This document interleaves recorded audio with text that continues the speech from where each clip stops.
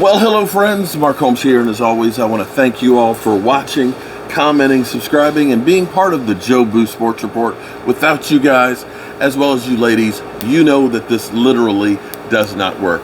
Man, this has been a crazy NFL season, and now that the NFL has 7 teams that are playoff teams, the Washington football team won tonight, which their 5-6 South is now currently the 7th seed. That's right, Eagles. You had the opportunity to really take control of shit, and what did you do? You let in the Washington football team. How does that feel for you guys right now? How does that feel? Now, let me go ahead and say, shout out to the Washington football team because they have done, hey, look, they're on a 3-game win streak since their bye week. They ended up beating Tampa Bay, Super Bowl defending champions. They beat Carolina and exercised the ghost of Cam Newton. And then you beat Russell Wilson. Although I will say this much. I do not want to hear another mother-humping thing about a franchise quarterback will win with nobody around him. That Dak Prescott, he needs people around him. Because I want you to understand this. For a time there, late into the fourth quarter, Seattle had 1 first down. It was Russell Wilson running for 12 yards. They had 5 straight 3-and-outs. 5 straight 3-and-outs.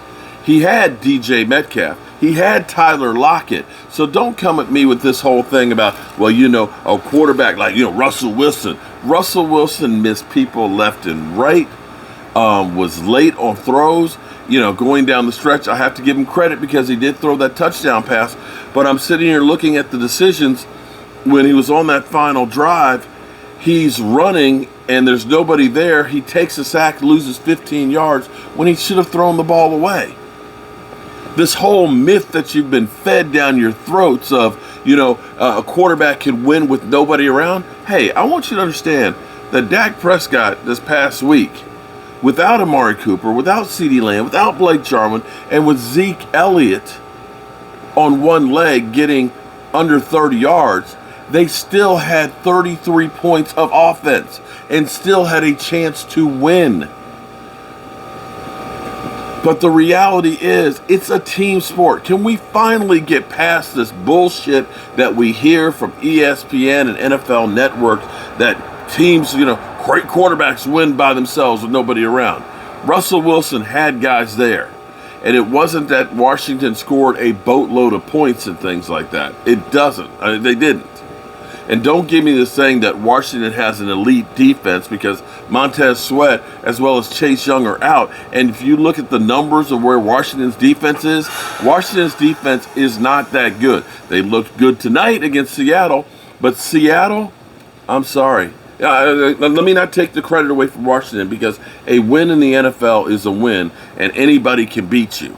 So all credit goes to Washington. Congratulations on the 5-6 record. However, you have to look at Russell Wilson as that finger must not be healed because that does not look like the Russell Wilson of old.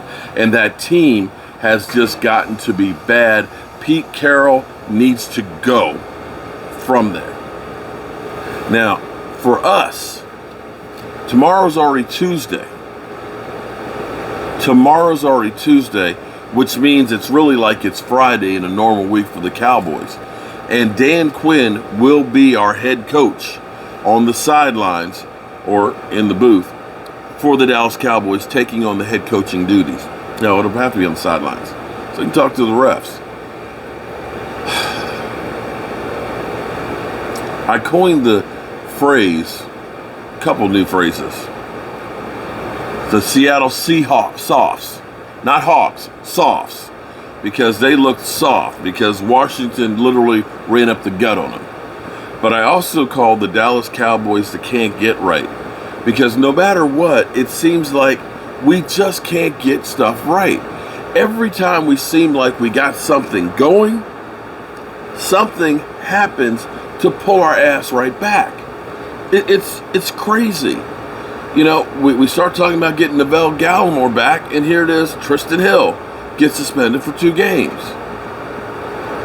You get Tyron Smith back.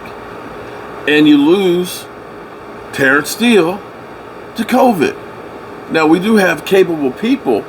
If we got DeMarcus Lawrence back, that helps out losing, of course, Tristan Hill. But we'd like to just stop replacing people. We'd like to get them all out on the field together and try and see what this team really looks like. Now, Washington fans, I noticed they have replaced the Eagle Trolls. And they're feeling good, and they should feel good. They should feel good.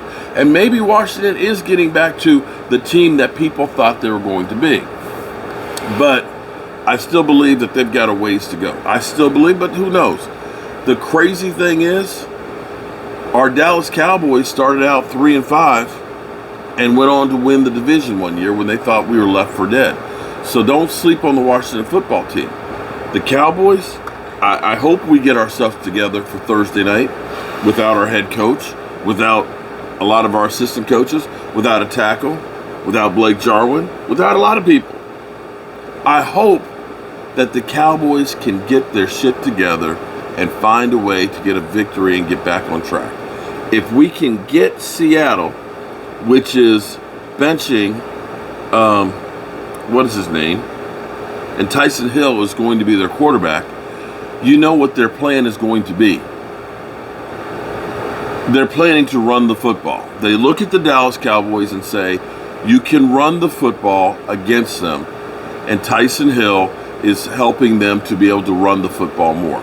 It's game plan. It's what I would do. Well, that's exactly what I would do. Run the football on them until they can stop it. And if that starts working, then you can start play actioning Tyson Hill. Hopefully, D-Law getting back. D-Law doesn't have that much rust on him, and that he's ready to roll. All right, y'all. It's been a long day. It's been a trying day, talking about, God, so much. So much. From CeeDee Lamb getting back to practice over the concussion, finding out Amari Cooper didn't practice because he got to do conditioning drills, then finding out that Mike McCarthy got COVID, and then that Dan Quinn is going to be the coach, and then Tristan Hill is getting suspended for 2 days. I'm tired. I'm tired as you know what, because it's been a long mother humping day. Whew. Never a dull moment when you're covering the Dallas Cowboys. But I'd rather do that than cover any other team. I'm Mark Holmes, and Rio, I'm sure, froze his ass off, but I'm sure he's happy about being there. I'll see you guys, God willing, first thing in the morning. Hope you have a great night. Be safe.